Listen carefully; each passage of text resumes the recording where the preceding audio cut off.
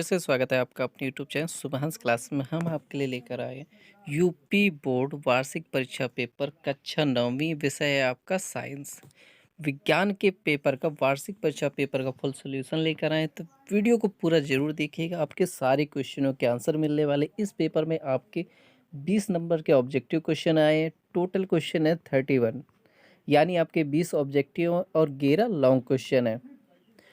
तो वीडियो को आपको अच्छे से देखना है, सारे क्वेश्चनों का आंसर पाना चाहते हो तो चैनल को सब्सक्राइब कर दीजिएगा, अपने दोस्तों को ज़्यादा से ज़्यादा शेयर करिएगा। यदि आपने अभी तक हमारा टेलीग्राम ग्रुप नहीं ज्वाइन किया हो तो टेलीग्राम ग्रुप ज्वाइन कर लीजिए। टेलीग्राम पर सर्च करिए सुबहान्स क्लासेस। जब आप टेलीग्राम पे सर्च करेंगे सुबहान्स क्लासेस, वहाँ से आपका हमारा टेलीग्राम ग्रुप मिल जाएगा, वहाँ से आप ज्वाइन कर सकते हैं। स्टार्ट करते हैं आपका 2022 वार्षिक परीक्षा पेपर का फुल सोल्यूशन। तो दिशा निर्देश पढ़ लीजिएगा। इसके बाद स्टार्ट करते हैं पहला क्वेश्चन। निम्नलिखित में से द्रवों में क्या निश्चित रहता है? आकार, वेग, घनत्व, आयतन। तो एक बात बता देते हैं हम आपको कि द्रव क्या होते हैं। वह पदार्थ जिनका आकार और आयतन, दो चीज होती हैं पदार्थों में। वे पदार्थ जिनका आयतन निश्चित होता है और आकार अनिश्चित होता है, वो पदार्थ द्रव कहलाते हैं। जिनका आकार और आयतन दोनों निश्चित होता है वो ठोस कहलाते हैं। जिनका आकार अनिश्चित होता है लेकिन आयतन निश्चित होता है, द्रव कहलाते हैं। जिनका आकार और आयतन दोनों निश्चित होता है वो गैस कहलाते हैं। तो आपका राइट आंसर क्या होगा, आप समझ ही गए होंगे। तो इसका राइट आंसर क्या हो गया होगा? आयतन। इसके बाद दूसरा है क्वेश्चन, दूध से क्रीम को कैसे पृथक्कृत कर सकते हैं? वाष्पीकरण से, छानकर, अपकेंद्रण से, ऊर्ध्वपातन से। तो एक बात समझ लीजिए, वाष्पीकरण से तो सब कुछ निकल जाएगा, छानेंगे तो दूध से छानेंगे तो क्रीम तो बिल्कुल भी नहीं निकलेगी।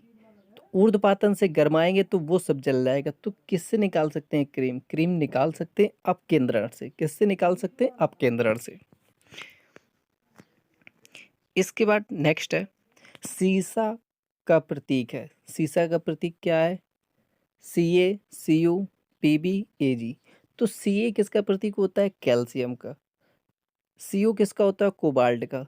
Ag किसका होता है? सिल्वर का। तो कौन सा रह गया हमारा? Pb।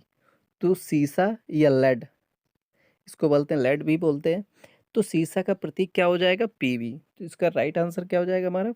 Pb सही हो जाएगा। इसके बाद नेक्स्ट है, मैग्नीशियम का आयनन होगा। मैग्नीशियम का आयनन होगा Mg3+, Mg1+, Mg2+। तो एक बात सोच लीजिए या समझ लीजिए अच्छे से, Mg जो होती है उसका परमाणु क्रमांक क्या होता है? तो Mg का परमाणु क्रमांक होता है 12। 12 का इलेक्ट्रॉनिक विन्यास करेंगे तो क्या आ जाएगा? 2। दूसरी कक्षा में 8। अब कितने बचे? 8 2 10, कितने बचे? 2। तो यानी बाहरी कक्षा में 2 है, तो ये क्या कर सकता है? अधिकतम 2 इलेक्ट्रॉन त्याग सकता है। तो अधिकतम 2 इलेक्ट्रॉन त्याग सकता है तो क्या बना सकता है? Mg+2। तो क्या बना सकता है? Mg+2। तो इसका राइट आंसर क्या हो जाएगा हमारा? Mg+2। सोच समझ के आंसर दीजिएगा, ऑप्शनल क्वेश्चन है, फिर भी आंसर आपको सोचने हैं, समझने हैं और अच्छे से हमेशा के लिए लर्न कर लेने हैं। परमाणु संख्या 15 वाले तत्व के सबसे बाहरी कक्षा में इलेक्ट्रॉनों की संख्या क्या होगी? अभी हमने बताया आपको इलेक्ट्रॉनिक विन्यास, अष्टक के अनुसार इलेक्ट्रॉनिक विन्यास करते हैं। 15 का इलेक्ट्रॉनिक विन्यास करेंगे तो क्या आ जाएगा? 2। पहली कक्षा में 2, दूसरी कक्षा में 8। अब जोड़ते हैं, कितने हो गए? 8 2 10, तो कितने बचे? 5। तो तीसरी कक्षा में क्या हो जाएंगे? 5। तो बाहरी कक्षा में क्या हो जाएंगे? 5। तो राइट आंसर क्या हो जाएगा? 5। इसके बाद नेक्स्ट क्वेश्चन है, कोशिका का बिजली घर किसे कहते हैं? माइक्रोकांडिया, राइबोसोम, लाइसोसोम, गैल्जीनियम उपकरण। तो माइक्रोकांडिया को बिजली कोशिका का बिजली घर कहते हैं। किसको कहते हैं कोशिका का बिजली घर? माइक्रोकांडिया को। इसके बाद नेक्स्ट है, नई पादप कोशिका में भित्ति बनी होती है। नई पादप कोशिका में भित्ति बनी होती है, किसकी बनी होती है? ऑप्शंस दिए गए हैं, सेल्यूलोज की, मंड की, ग्लाइकोजन की, प्रोटीन की। तो नई पादप कोशिका में भित्ति किसकी बनी होती है? सेल्यूलोज की बनी होती है। किसकी बनी होती है? सेल्यूलोज की बनी होती है। यदि आपने अभी तक टेलीग्राम ग्रुप नहीं ज्वाइन किया हो तो जाकर ज्वाइन कर लीजिए। टेलीग्राम पर सर्च करिए शुभांश क्लासेस, वहाँ से आपको हमारा टेलीग्राम ग्रुप मिल जाएगा। इसके बाद नेक्स्ट क्वेश्चन है, अस्थि किस प्रकार का ऊतक है? संवहन ऊतक, संयोजी ऊतक, तंत्रिका ऊतक या पेशी ऊतक?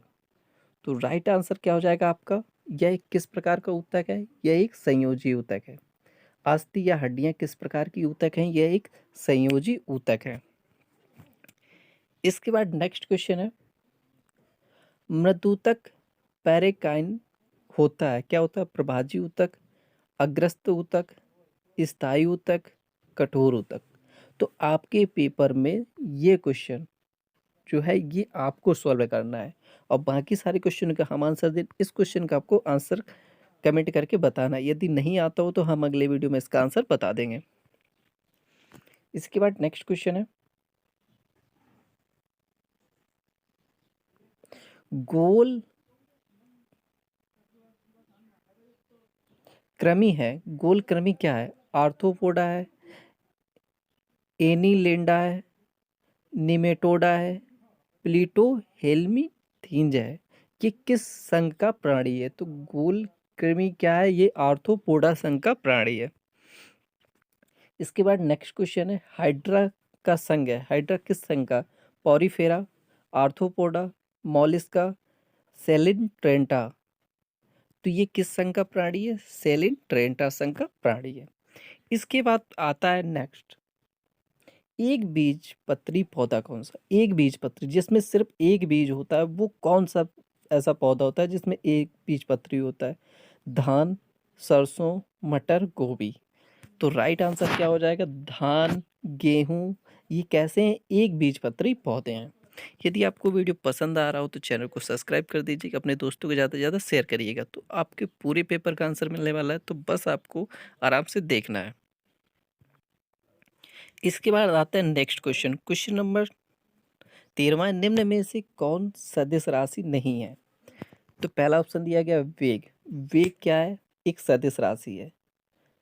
विस्थापन की दर को वेग कहते हैं। बल क्या है? बल भी एक सदिश राशि है। संवेग क्या? द्रव्यमान गुणे वेग। तो द्रव्यमान और वेग, वेग क्या है? सदिश राशि है, तो संवेग भी एक सदिश राशि हो जाएगा। अदिश राशि कौन सी है? तो दूरी एक अदिश राशि जिसमें दिशा की आवश्यकता नहीं होती है, तो यह एक कैसी अदिश राशि है। इसके बाद नेक्स्ट है, निम्न में से कौन सा कारक का मात्रक नहीं है?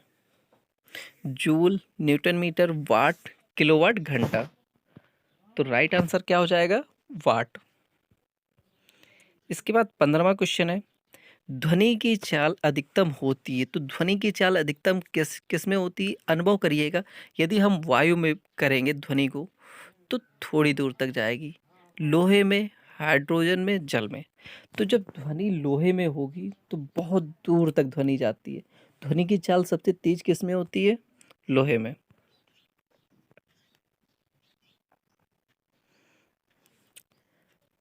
तरंग दैर्ध्य का ऐसा ही मात्रक क्या होता है? मीटर, सेंटीमीटर, सेंटीमीटर प्रति सेकेंड और सेंटीमीटर प्रति सेकेंड। तो ध्वनि जो तरंग दैर्ध्य होती है उसे लेमडा से करते हैं। ये एक दूरी होती है। और दूरी का ऐसा ही मात्रक क्या होता है? सभी लोग जानते होंगे, यदि नहीं जानते तो नोट कर लीजिएगा। दूरी का ऐसा ही मात्रक मीटर होता है और तरंग दैर्ध्य का भी मीटर होता है। जब दूरी है तो दूरी का मात्रक क्या होगा? मीटर। क्वेश्चन नंबर नेक्स्ट है, जीवाणु जनित रोग है, चेचक, क्षय रोग, पोलिया, दमा।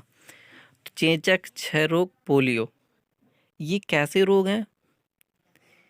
यह विषाणु जनित रोग हैं। ये कैसे रोग हैं? ये विषाणु जनित रोग हैं। और हमसे पूछा गया है जीवाणु जनित रोग कौन सा है? तो जीवाणु जनित रोग कौन सा हो जाएगा? दमा। जब पोलियो, क्षय रोग और चेचक, चेचक कैसे रोग है? ये सब विषाणु जनित रोग हैं। तो जीवाणु जनित रोग क्या हो जाएगा? दमा। इसके बाद नेक्स्ट है, एलिसा परीक्षण किया जाता है, किसके लिए किया जाता है? कैंसर के लिए, क्षय रोग के लिए, टाइफाइड के लिए, एड्स के लिए। एड्स की जगह आपको HIV भी दे सकता है कभी कभी। तो HIV और एड्स दोनों एक ही होते हैं, तो राइट आंसर क्या हो जाएगा हमारा? एड्स में। इसके बाद नेक्स्ट क्वेश्चन है और बहुत ही सिंपल क्वेश्चन है, किस में कोई वातावरणीय प्रदूषण नहीं होता है। Hydrogen, carbon dioxide, sulphur dioxide, carbon monoxide. क्या आपको पता है कि सबसे ज़्यादा प्रदूषण किससे होता है? वो होती है कार्बन मोनोऑक्साइड। उसके बाद जो प्रदूषण फैलाती है वो है कार्बन डाइऑक्साइड, और उससे कम जो फैलाती वो सल्फर डाइऑक्साइड। और कौन सा नहीं फैलाता है? तो ये साफ साफ दिख रहा है कि हाइड्रोजन परमाणु कोई भी प्रदूषण नहीं फैलाता है। तो आपसे कभी क्वेश्चन कर दे, कोई पूछ दे कि सबसे ज़्यादा प्रदूषण कौन फैलाता है, तो कार्बन मोनोऑक्साइड, जैसे CO से प्रदर्शित करते हैं। कार्बन डाइऑक्साइड को CO2 से प्रदर्शित करते हैं, सल्फर डाइऑक्साइड को SO2 से प्रदर्शित करते हैं। तो ये सारे सूत्र हैं इनके।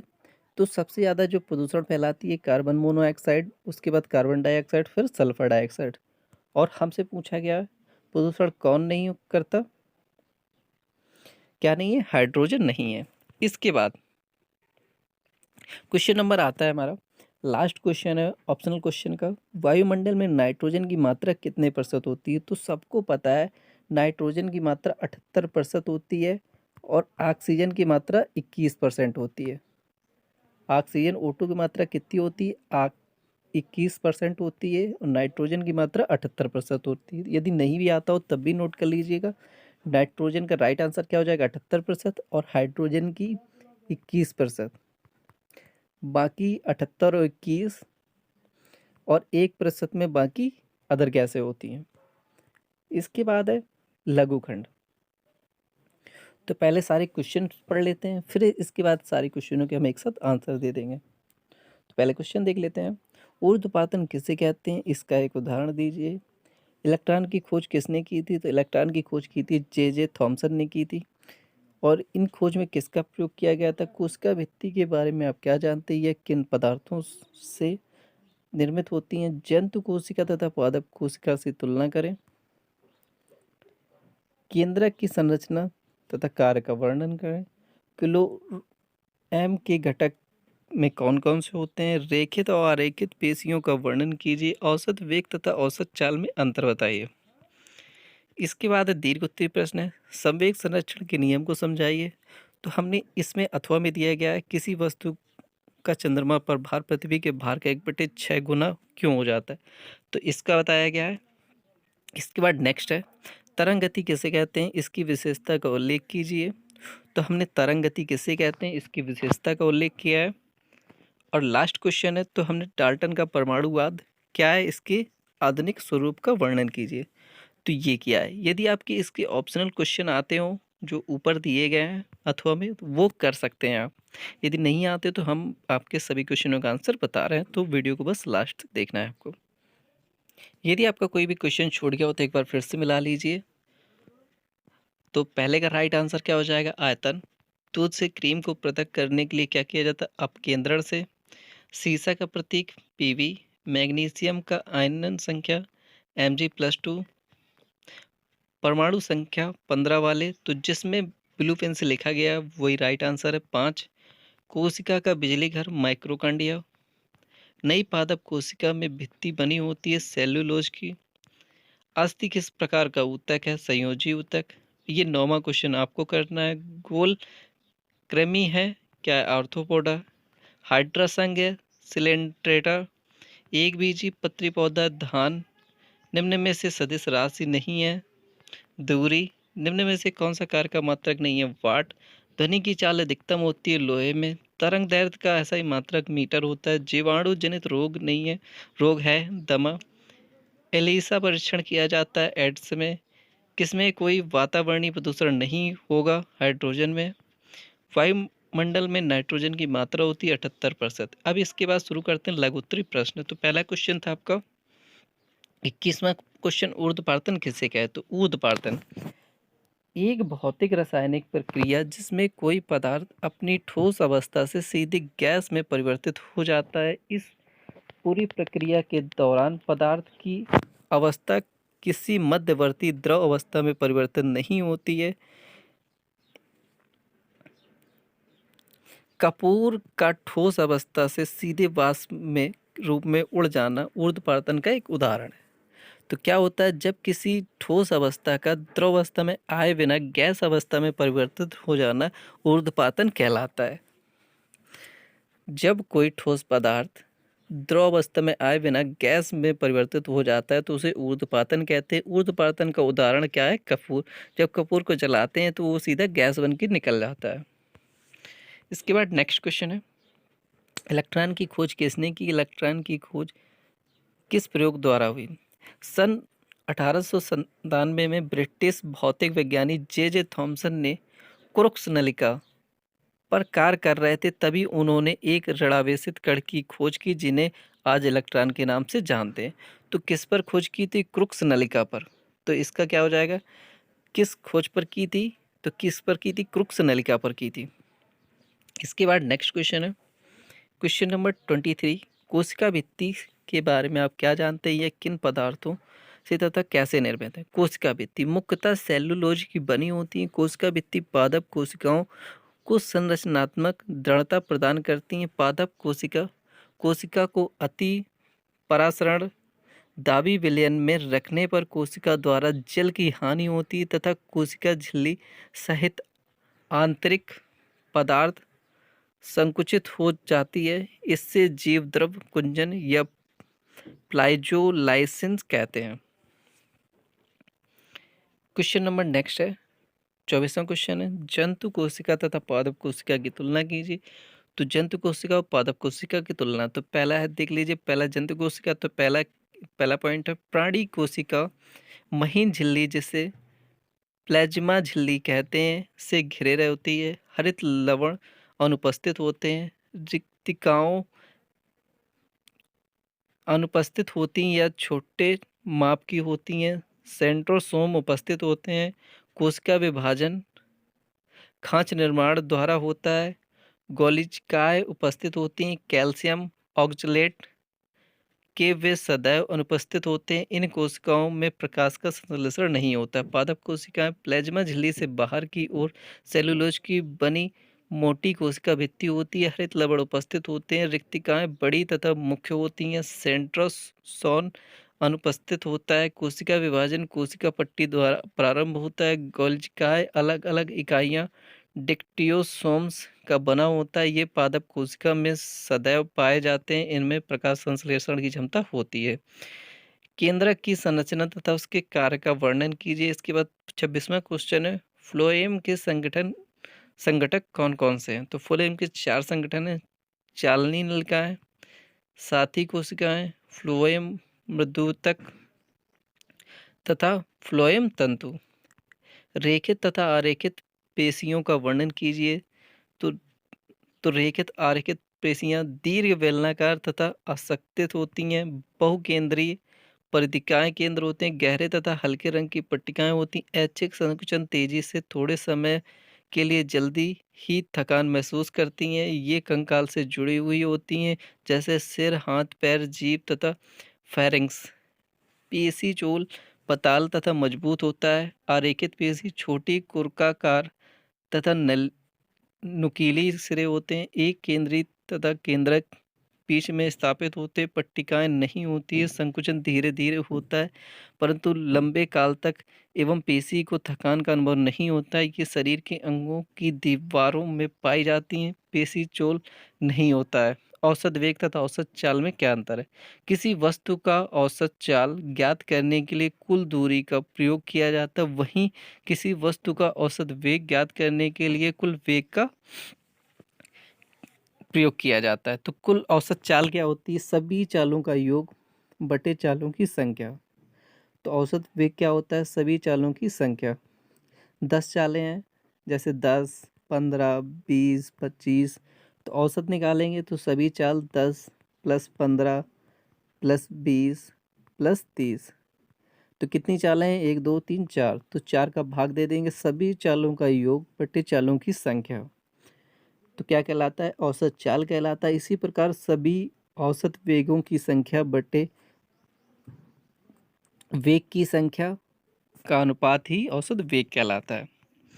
इसके बाद क्वेश्चन नंबर 29 है, तो हमने इसका दूसरा किया है, किसी वस्तु का चंद्रमा पर भार पृथ्वी के भार का 1/6 गुना क्यों होता है? तो किसी वस्तु का चंद्रमा पर भार पृथ्वी पर इसके भार का 1/6 क्यों होता है? किसी वस्तु का भार गुरुत्वाकर्षण जी के समानुपाती होता है, अर्थात W समानुपाती G। और चंद्रमा की सतह पर गुरुत्वीय त्वरण G एवं पृथ्वी की सतह पर गुरुत्वीय त्वरण GE का 1/6 गुना होता है। इसलिए किसी वस्तु का चंद्रमा पर भार पृथ्वी के भार का 1/6 गुना होता है। इसके बाद नेक्स्ट क्वेश्चन है, तरंग गति किसे कहते हैं, इसकी विशेषताओं का उल्लेख करते हुए स्पष्ट कीजिए। जब हम तालाब में एक पत्थर का टुकड़ा फेंकते हैं तो पत्थर जहाँ गिरता है वहाँ एक विक्षोभ उत्पन्न होता है, जो तरंगों के रूप में तालाब के चारों ओर फैल जाती हैं। यह विक्षोभ तरंगों के रूप में आगे बढ़ता है, जबकि मध्य के कण यानी जल के कण अपने स्थान पर तरंग गति की दिशा के लंबवत ऊपर की ओर कंपन करते रहते हैं।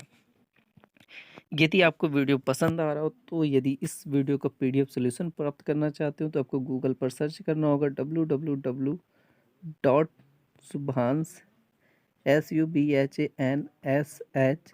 classes, आपको बीच में स्पेस नहीं देना है, classes.com। जब आपको गूगल पर ये सर्च करेंगे तो वहाँ से हमारी गूगल वेबसाइट मिलेगी, वहाँ से आप इसका फुल PDF सॉल्यूशन भी प्राप्त कर सकते हैं। इसके बाद नेक्स्ट क्वेश्चन है, क्वेश्चन नंबर लास्ट है, डाल्टन का परमाणुवाद क्या है, इसके आधुनिक रूप को वर्णन की। डाल्टन का परमाणुवाद, प्रत्येक पदार्थ अत्यंत सूक्ष्म कणों से मिलकर बना होता है, जैसे परमाणु कहते हैं। परमाणु अविभाज्य होता है, परमाणु ना तो उत्पन्न किया जा सकता और ना ही नष्ट किया जाता है। एक ही तत्व के सभी परमाणु आकार, द्रव्यमान तथा रासायनिक गुण में समान होते हैं, किंतु दूसरे तत्व के परमाणु से भिन्न होते हैं। यदि पसंद आया हो तो चैनल को सब्सक्राइब कर दीजिएगा, बेल आइकन को ऑन कर दीजिएगा। मिलते हैं नेक्स्ट वीडियो में, तब तक के लिए बाय बाय।